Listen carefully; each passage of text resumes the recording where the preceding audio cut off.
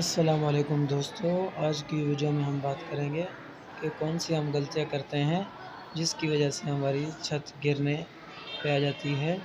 छत के नीचे वाले जो प्लस्तर होते हैं, प्लस्तर वो बिल्कुल नीचे गिर जाता है, हमारी छत कमज़ोर हो जाती है।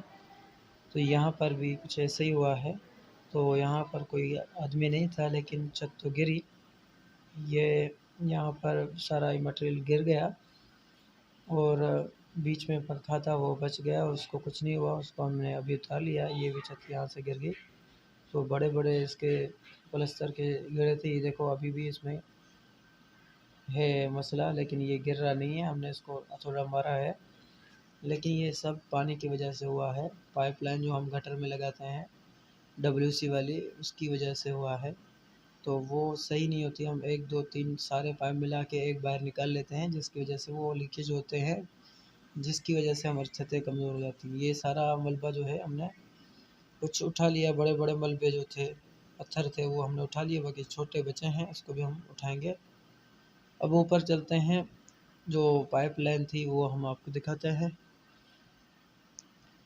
हम ऊपर जा रहे हैं, वहाँ पे ऊपर इसके अंदर 2 डब्ल्यूसी, एक पानी वाला लगा हुआ है हाथ धोने के लिए, एक गियर लीक लगा हुआ है, 4 कनेक्शन है।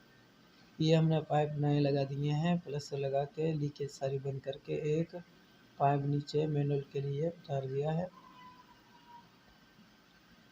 तो ये लीकेज होते हैं जिसकी वजह से छतों में पानी चला जाता है और छतें कमज़ोर हो जाती हैं। जैसे ये दीवार देखें, बिल्कुल लीक हो रही थी, पानी इसमें बिल्कुल ऐसे लग रहा था जैसे दीवार में पानी है, लेकिन अब प्लस्तर लगा के ये पाइप लगा दिए हैं, प्लस्तर लगा के बिल्कुल ओके कर दिया है।